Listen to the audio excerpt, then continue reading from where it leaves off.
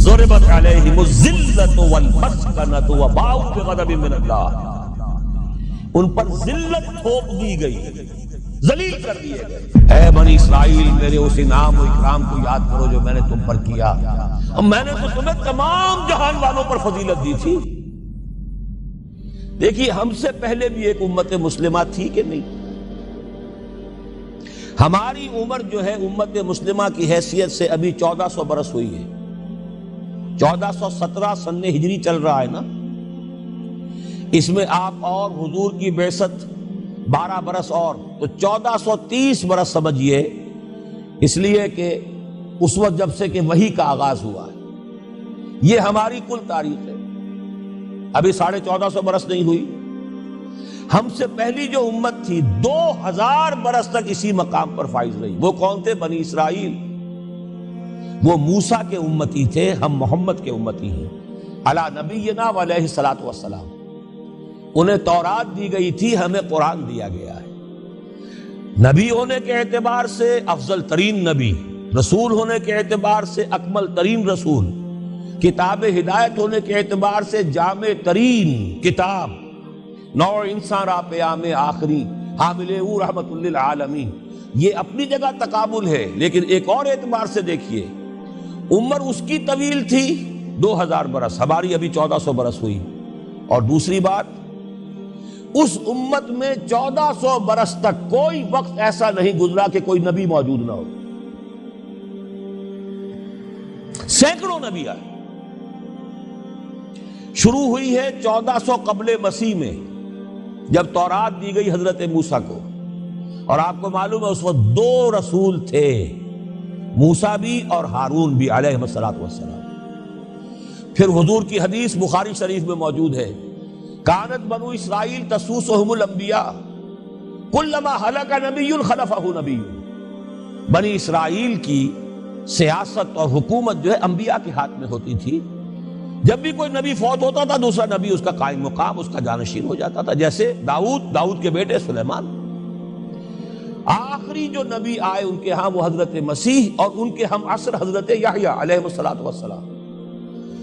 تو یوں سمجھیے 2 سے شروع ہوا، 2 پر ختم ہوا، موسیٰ و ہارون، عیسیٰ و یحییٰ، درمیان میں 1400 برس، اور کوئی وقت ایسا نہیں ہے جب کہ کوئی نبی موجود نہ ہو۔ کیسی امت تھی! اسی لیے میں نے آپ کو بتایا، قرآن مجید میں سورہ بقرہ میں 2 جگہ فرمایا ہے، یا بنی اسرائیل اذکروا نعمتی التی انعمت علیکم وانی فضلتکم علی العالمین۔ 6واں رکوع بھی شروع ہوتا ہے اسی آیت سے سورہ بقرہ کا، اور 15واں رکوع پھر شروع ہوتا ہے اسی آیت سے۔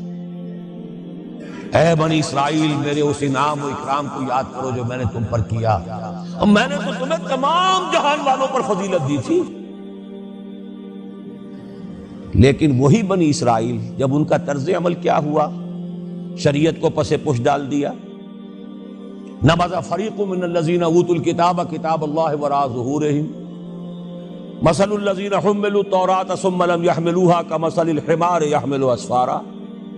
کتاب سے ناطہ توڑ لیا، بس اس کو مقدس کتاب بنا کر رکھ دیا، نہ پڑھنا، نہ سمجھنا، نہ اس پر عمل کرنا، جیسے ہم کرتے ہیں۔ ایصال ثواب کی محفلوں میں کام آتا ہے، یا بچیوں کو وہ جہیز میں دینے کے کام آتا ہے، یا قرات کی محفلیں ہوتی ہیں، مقابلے ہوتے ہیں۔ اللہ اللہ خیر صدہ قرآن مجید سے ہمارا کیا سروکار رہ گیا ہے؟ بآیات اشترا کار جزی نیست کہ از یاسین او آسا بمیری۔ عیاشیاں کرتے تھے، بدماشیاں کرتے تھے، غلط کام کرتے تھے، لیکن انہیں خیال یہ تھا کہ ہم چونکہ ابراہیم کی نسل سے ہیں، موسیٰ کی امت میں سے ہیں، نحن ابناء اللہ واحباؤہ، ہم تو اللہ کے بیٹوں کے مانندے بڑے چہیتے ہیں۔ اسی پر اللہ نے فرمایا فَلِمَ يُعَذِّبُكُمْ بِذُنُوبِكُمْ بَلْ أَنْتُمْ بَشَرٌ مِّمَّنْ خَلَقَ۔ ایسے ہی تم چہیتے اور لاڈلے ہو تو اللہ تعالیٰ تمہیں عذاب کیوں دیتا رہا ہے؟ تمہیں نیبوکڈنیزر کے ہاتھوں پٹوایا 600 قبل مسیح میں، یوں سمجھیے تقریباً وسط میں آتا ہے یہ معاملہ۔ 1400 قبل مسیح میں تورات دی گئی، اور سمجھیے کہ ایک مسیحی میں حضرت مسیح آ رہی ہے 30 سن عیسوی میں، ان کے درمیان تقریباً وسط میں اشیریوں کے ہاتھوں پٹوایا، اور اب بابلیوں کے ہاتھوں پٹوایا. بخت نصر جس کو کہتے ہیں، نبوکڈنضر، 6 لاکھ یہودی اس نے قتل کیے یروشلم میں. 6 لاکھ کو قیدی بنا کر لے گیا. ہیکل سلیمانی گرا دیا گیا جو کہ ان کا کعبے کے درجے میں تھا. اور یہ کہ کوئی ایک متنفس نہیں بچا یروشلم میں، کوئی 2 اینٹیں سلامت نہیں رہی. انہیں لے گیا بیبیلونیا میں، کیپٹیوٹی، پیریڈ آف کیپٹیوٹی. وہاں سے واپس آئے، توبہ کی انہوں نے. حضرت عزیر علیہ السلام کی دعوت توبہ جو ہے، توبہ کی منادی کے نتیجے میں، تو پھر اللہ نے انہیں ایک موقع اور دیا اور ان کی ایک بڑی عظیم سلطنت قائم ہوئی، مکابی سلطنت. اور پھر ٹیمپل جو ہے دوبارہ بنا. یہ جو سیکنڈ ٹیمپل کہلاتا ہے، دوسری تعمیر جو ہوئی ہیکل سلیمانی کی، اس کو بھی پھر دوبارہ جب ان کے ہاں وہی لچھن آئے، میں تجھ کو بتاتا ہوں تقدیر امم کیا ہے، شمشیر و سنا اول، طاؤس و رباب آخر. جب وہی لچھن ہو گئے، پھر عذاب کے کوڑے پڑے، پہلے گریکس کے ذریعے، یونانیوں کے ذریعے، پھر رومنز کے ذریعے.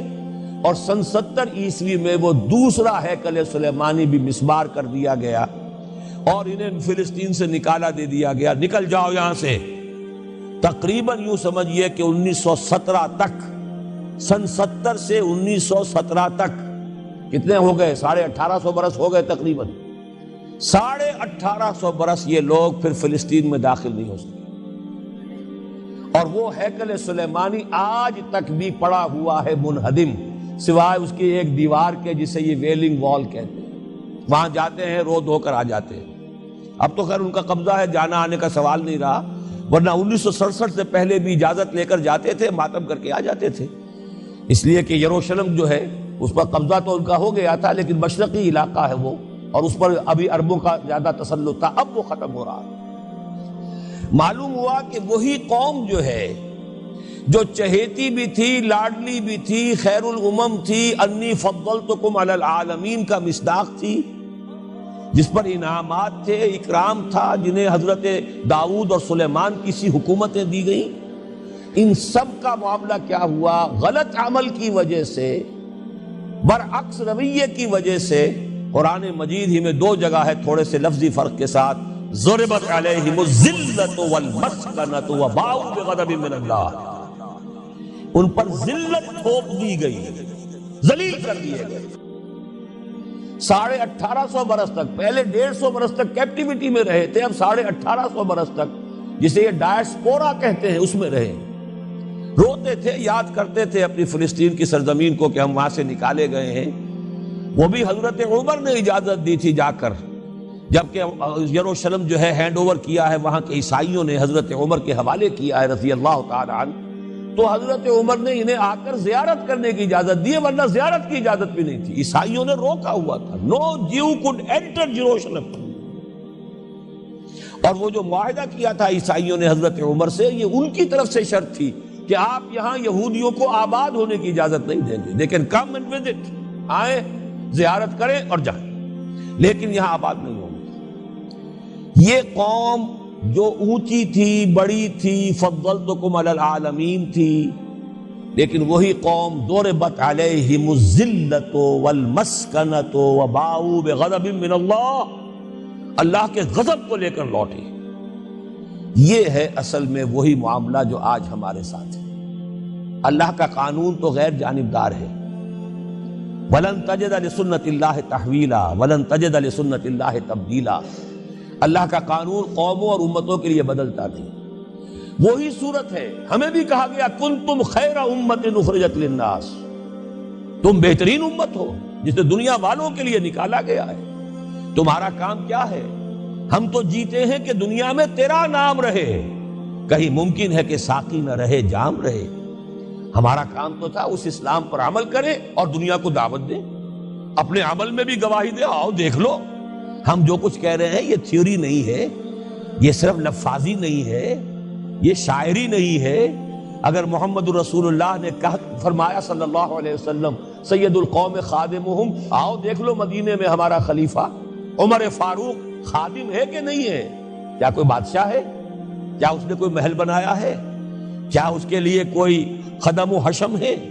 کیا اس کے لیے کوئی باڈی گارڈ ہے؟ کچھ بھی نہیں. جیسی جھونپڑیاں دوسروں کی ہیں ویسی جھونپڑا اس کا ہے. جیسے پیبند لگے ہوئے کپڑے دوسروں کے ہیں، بلکہ دوسروں کے بہتر بھی ہوں گے، اس کے کپڑوں میں پیبند لگا ہوا ہے. اس کے نام سے قیصر و کسریٰ کے درباروں میں لرزہ ہے، لیکن اس کی سادگی کا عالم یہ، آؤ دیکھو، see with your own eyes, come here, see it۔ یہ اگر ہم کرتے اور کر سکتے، جب تک کرتے رہے تو ہم سے اونچا کوئی نہیں، اللہ کا ہم سے بڑھ کر محبوب کوئی نہیں، ہم سے زیادہ امت مرحومہ اور کوئی نہیں۔ لیکن جب ہم نے برعکس روش اختیار کی تو کیا ہوا؟ جیسے انہیں پٹوایا گیا تھا ایشورینز کے ہاتھوں، ہمیں پٹوایا گیا سب سے پہلے جو صلیبیوں کے ہاتھوں، کروسیڈرز۔ کئی لاکھ مسلمان قتل ہوا کروسیڈز کے اندر۔ جب پہلی مرتبہ عیسائیوں نے قبضہ کیا یروشلم پر، تقریباً 90 برس 88 برس عیسائیوں کے قبضے میں رہا ہے، اب وہ دوبارہ چلا گیا یہودیوں کے قبضے میں۔ اس وقت جو ہے اتنا قتل عام ہوا تھا عربوں کا اور مسلمانوں کا یروشلم میں کہ جب فاتحین کے گھوڑے داخل ہوئے ہیں شہر کے اندر تو گلیوں کے اندر ان کے گھٹنوں تک خون کی نہر بہہ رہی تھی۔ اس کے بعد آیا فتنہ تاتار، کروڑوں مسلمان قتل ہوئے، یہ لاکھوں کی بات نہیں ہے، کروڑوں مسلمان۔ پورا روسی ترکستان کا علاقہ ختم ہوا، افغانستان ختم ہوا، ایران ختم ہوا، عراق ختم ہوا، 4 عظیم مملکتیں۔ اور آخری خلیفہ بنو عباس کا وہ گھسیٹ کر نکالا گیا اپنے محل سے، مستعصم باللہ۔ ویسے تو نسلاً تو حضور کے چچا کی نسل سے تھا، عباسی تھا، حضرت عباس رضی اللہ تعالی عنہ کی نسل سے ہے، مستعصم باللہ، لیکن اس کو گھسیٹ کر نکالا گیا ایک جانور کی کھال کے اندر لپیٹ کر، اور تاتاریوں نے اپنے گھوڑوں کے سموں تلے اسے کچل دیا۔ وہ دن اور آج کا دن پھر امت مسلمہ کی قیادت عربوں سے چھین لی گئی۔ اس کے بعد اللہ نے پھر کرم فرمایا، پھر کچھ اولیاء اللہ کے ذریعے سے، کچھ صوفیاء کے ذریعے سے اتنا بڑا معجزہ ہو گیا، جیسا کہ حضرت عزیر علیہ السلام کے ذریعے سے ہوا تھا کہ یہود میں دوبارہ انابت اللہ، توبہ کا جذبہ پیدا ہو گیا۔ ایسے ہی کچھ صوفیاء کرام کے ذریعے سے، نیک لوگوں کے ذریعے سے، اللہ والوں کے ذریعے سے، وہی تاتاری جنہوں نے کروڑوں مسلمانوں کو قتل کیا تھا خود مسلمان ہو گئے۔ ہے آیا فتنہ تاتار کے افسانے سے، پاسباں مل گئے کعبے کو صنم خانے سے۔ پھر غلبہ ہوا، پھر ترکوں کی عظیم حکومتیں قائم ہوئی، ترکان تیموری، Terken Usmani, Terken Seljuqi, Terken صفوی۔ عرب تو معزول ہو گئے تھے، لیکن ترکوں کی زیر قیادت پھر گریٹ آٹومان امپائر میں قائم ہوئی۔ اس کے بعد پھر جب وہ ترکوں کے اندر بھی وہی بادشاہت، وہی عیاشیاں، وہی محل بن رہے ہیں، وہی جو ہے توپ کاپی محل جا کر دیکھ لیجئے، وہی عیاشیاں شروع ہو گئی، وہی عللے تللے ہو گئے، وہی ظلم شروع ہو گئے، تو پھر اللہ نے دوبارہ پھر ہمیں یورپی اقوام کے ہاتھوں ذلیل کیا، کہیں انگریزوں کے غلام، کہیں فرانسیسیوں کے غلام، کہیں اطالویوں کے غلام، کہیں ولندیزیوں کے غلام۔ پورا عالم اسلام اس صدی کے آغاز میں، پہلی جنگ عظیم کے بعد، پورا عالم اسلام غلامی میں تھا، سوائے نجد کا ایک علاقہ تھا کہ نجد میں ابھی تیل برآمد نہیں ہوا تھا، ورنہ سب سے پہلے پنجے وہاں گڑتے، وہاں ریت میں جا کے لینا کیا تھا۔ باقی تو یہ ہندوستان غلام ہے، انڈونیشیا غلام ہے، سب کے سب یہ جاوا، سماٹرا، چلتے جائیے سب غلام ہیں۔ اس کے بعد ایران چاہے براہ راست غلامی نہیں تھی، لیکن انگریزوں کے انتداب میں تھا، کنٹرول انہی کا تھا۔ عراق پر انگریزوں کا کنٹرول تھا۔ اسی طریقے سے یہ ساری جو عرب مملکتیں ہیں یہ انگریزوں کے زیر اثر تھی، اور یا یہ کہ فرانسیسیوں کے زیر اثر تھی۔ شمالی افریقہ یا فرانسیسیوں کا تھا یا اسپین کا تھا، اور یا یہ کہ اطالویوں کا تھا لیبیا۔ یہ حال ہمارا ہوا۔ یہ ہے اصل سبب اور یہ ہے معاملہ